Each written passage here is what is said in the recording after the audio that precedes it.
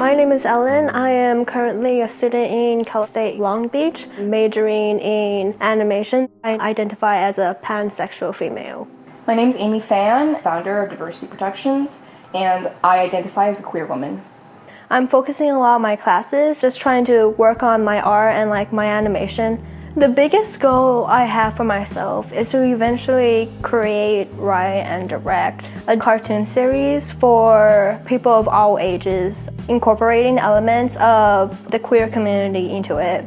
I want people to identify with the characters, and I want to address issues in the queer community, in the POC community, and hopefully with the power of media and exposure, I can kind of help the struggles that the queer community is facing. Along with other things I like to do, I love activism, and so I really love going to events all around LA like Tuesday Night Project, API Equality meetings, and meetings with API, SGB, PFLAG, which has been really beneficial for my documentary.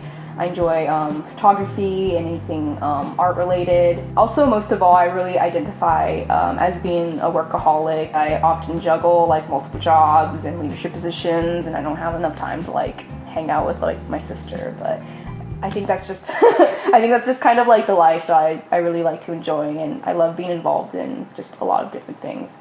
So I guess my story of coming to terms with my queerness is pretty interesting. I grew up in kind of a religious environment, started going to youth group when I was in junior high. I made new friends in a period I didn't have a lot of friends, and it was a really great environment for me. In high school, I didn't know that I was queer. I ended up going to a conservative Christian private university that was predominantly white, and it really just defined who I was, just going to a school that was really unsupportive of so many different things. I ended up figuring out that I was queer. Basically, I left Pepperdine after 2 years and transferred to Pasadena City College. I eventually transferred to UC Irvine, which is pretty inclusive in general. I was lucky enough to go to a very queer-friendly high school. I had a lot of friends who knew that I was bisexual at the time, and they were all very okay with it. I was lucky enough to avoid any of homophobic attitudes. The community I've been in has been very friendly towards me. Long Beach is great for not only the queer community, but POC community as well. My mom has had a number of difficulties, however, accepting my identity.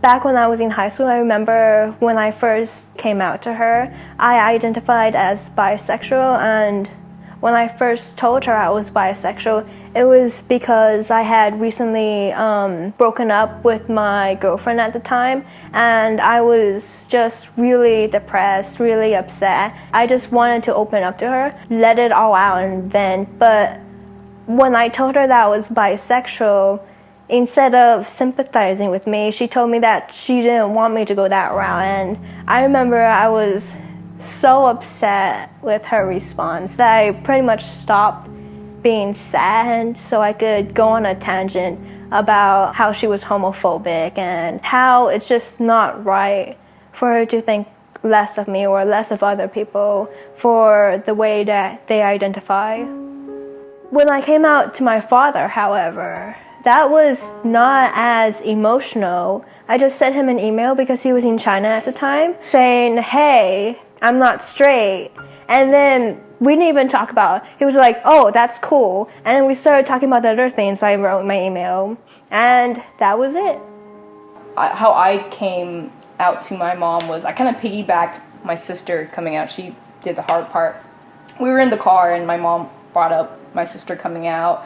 My mom was like, oh, Emily's bisexual. And I was like, me too. So that was kind of how it happened. And my mom was just really weirded out. I think she didn't start a really big conversation then. She was kind of quiet about it, but it would come out. I remember my mom would sometimes say really blatantly homophobic things like, Amy, gay men have diseases. And I'd be like, oh my God. And then I would actually get so mad and then just explain things to her. But it was kind of about when marriage equality passed and it's that huge crazy protest. About when that happened, I just realized you know what, after my mom saying homophobic things and me trying to teach her things, even if she didn't really 100% change her mind, she learned to respect me and my sister enough to not say those things and to coexist with us. And it just hit me, the reason why like people are homophobic is because they don't know queer people and they don't make these connections. And the reason why like that protest happened where a Chinese church wanted to protest against marriage equality is probably they don't know any